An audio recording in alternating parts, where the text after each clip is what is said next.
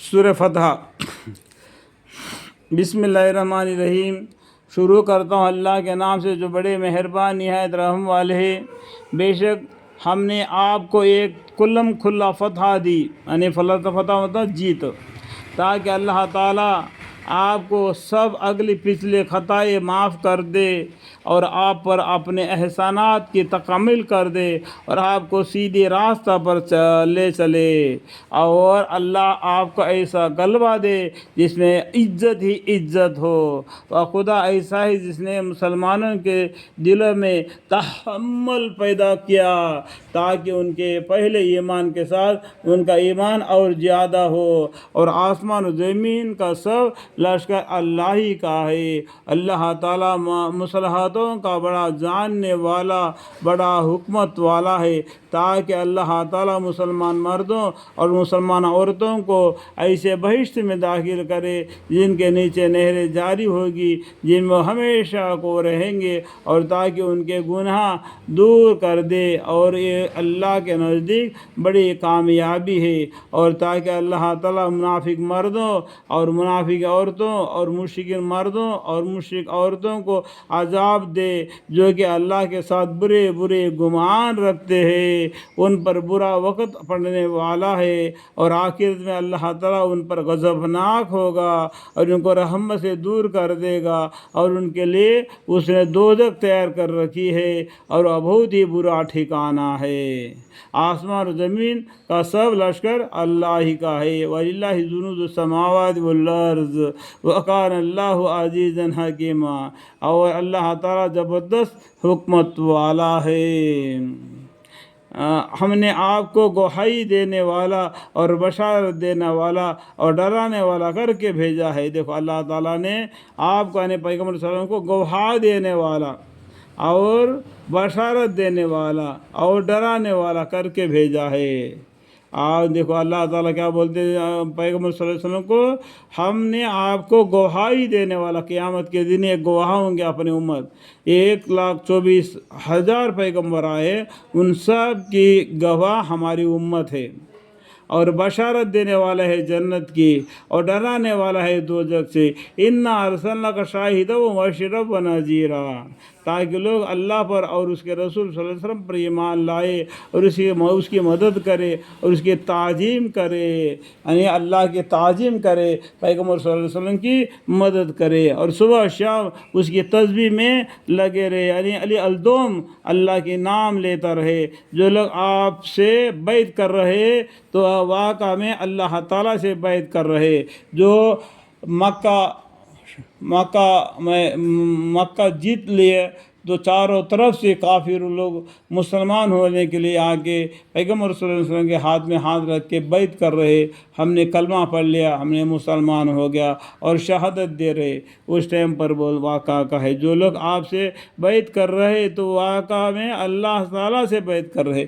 دنیا میں تو پیغمبر صلی اللہ علیہ وسلم سے بیعت کر رہے، لیکن واقع میں تو یہ اللہ سے بیعت کر رہے۔ جو بیعت کیا بات کو یہ خود اپنے اوپر عمل کر کے دکھانا، جو آدمی بیعت کرنے کے بعد بھی اگر اس پر عمل نہیں کیا وہ اور ڈبل گناہ گار ہو جائے گا۔ خدا کا ہاتھ ان کے ہاتھوں پر ہے۔ پھر بعد بیعت کے جو لوگ عہد توڑے گا سو اس کے عہد توڑنے کا وبال اسی پر پڑے گا۔ دیکھو میں ابھی بولا، جو عہد توڑے گا اس کا وبال اسی پر پڑے گا، اور جو شخص اس بات کو پورا کرے گا، یعنی عہد کو پورا کرے گا، جس کو بیعت میں خدا سے عہد کیا تھا، یعنی پیغمبر صلی اللہ علیہ وسلم سے عہد کیا تھا، اس عہد کو جس نے پورا کیا تو ان قریب خدا اس کو بڑا اجر دے گا۔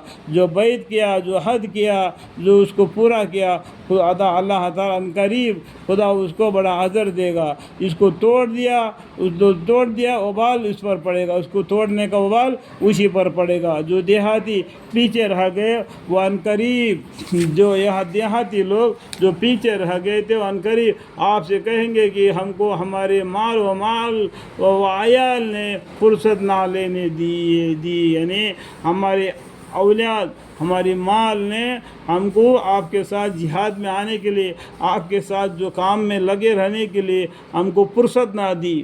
یہ دنیا کی زندگی ہے، اس طریقے سے اس میں سے فرصت نکال کے اللہ کے واسطے وقت نکالنا ہے۔ ہمیشہ جورو بچے کر کے ادھر ہی رہے گا تو دنیا دار بن جائے گا، اس میں پڑھ کر اللہ کو بھولے گا نہیں تو دیندار بنے گا۔ یہ اللہ تعالیٰ نے اس طریقے سے چوکو ڈال دیا۔ یہ جورو بچے بیمار، یہ مال و متاع، یہ پیسہ، یہ سونا چاندی، یہ سب تمہارے لیے آخرت کے مقابل میں ایک امتحان ہے۔ اس میں پڑھ کر جو آدمی اللہ کو نہیں بھولے گا، اللہ تعالیٰ ان کو پسند فرما دیتا ہے۔ جو مال کے پیچھے لگے دنیا کر کے بنے گا، دنیا دار بن جائے گا، دنیا اس کو اتنا ہی ملے گی جتنا اس کا قسمت نے لکھا ہے، اور زیادہ تو نہیں ملے گی۔ ویال نے فرصت نہ لینی جائے۔ اس طریقے سے دنیا کے مال و متاع نے ہم کو فرصت نہ لے دیا کہ آپ کے ساتھ ہم جہاد میں جائے، یا آپ کے ساتھ ہو کر اور تبلیغ میں ساتھ دے، یا ہم آپ کے حکم کو مانے، آپ کے ساتھ رہے۔ اس طریقے سے رہنے کے لیے ہم کو ہماری یہ مال و عیال نے فرصت نہ دینے دیا، سو ہمارے لیے اس کوتاہی کے معافی کی دعا مانگیے۔ تو پیغمبر صلی اللہ علیہ وسلم سے پوچھتے ہیں، یہ کوتاہی ہم سے یہ جو غلطی ہو گیا، اس کے لیے آپ اللہ سے ہمارے لیے دعا مانگے۔ یہ لوگ اپنے ان زبان سے تو وہ باتیں کہتے ہیں جو ان کے دل میں نہیں ہے، تو اللہ تعالیٰ دل کو دیکھتا ہے۔ اللہ تعالیٰ کیا کرتا ہے؟ دل کو دیکھتا ہے۔ وہ ان کے دلوں میں نہیں لیکن زبان سے ظاہر کر رہے، پیغمبر صلی اللہ علیہ وسلم کو راضی کرنے کے لیے۔ یا اگر پیغمبر صلی اللہ علیہ وسلم راضی بھی ہو گئے تب بھی اللہ راضی نہ ہوگا، کیونکہ اللہ تعالیٰ دلوں تک کی بات کو جاننے والا باریک بین باخبر ہے۔ یہ لوگ اپنی زبان سے وہ باتیں کہتے ہیں جو ان کے دل میں نہیں ہے۔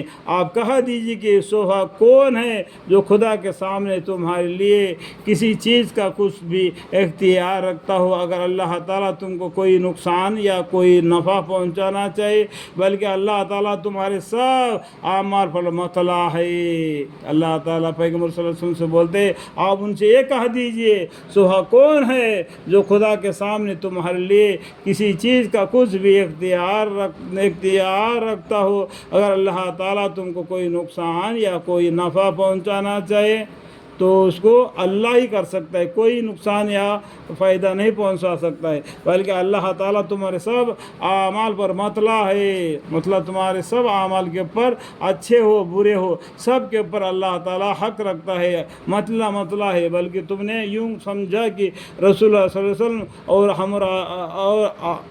امراہی مومنین اپنے گھر والوں میں کبھی لوٹ کر نہ آئیں گے۔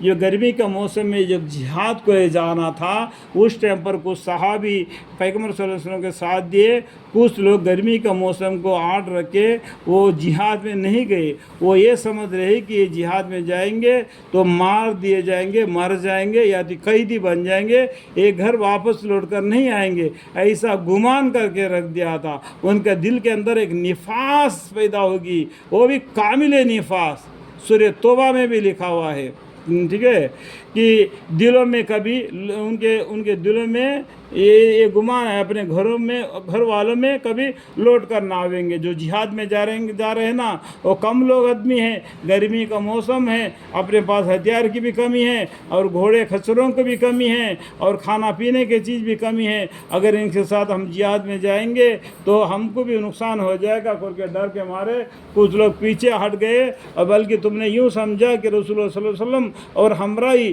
مومن اپنے گھر والوں میں کبھی لوٹ کر نہ آئیں گے، اور یہ بات تمہارے دلوں میں اچھی بھی معلوم ہوئی تھی، اور تم نے برے گمان کیے، برے طریقے سے برے گمان کیے، اور تم برباد ہونے والے لوگ ہو۔ اس طریقے سے پیغمبر صلی اللہ علیہ وسلم کے بارے میں اور اہل ایمان کے بارے میں تم غلط باتیں کہہ رہے تھے تو برباد ہونے والے لوگ ہو۔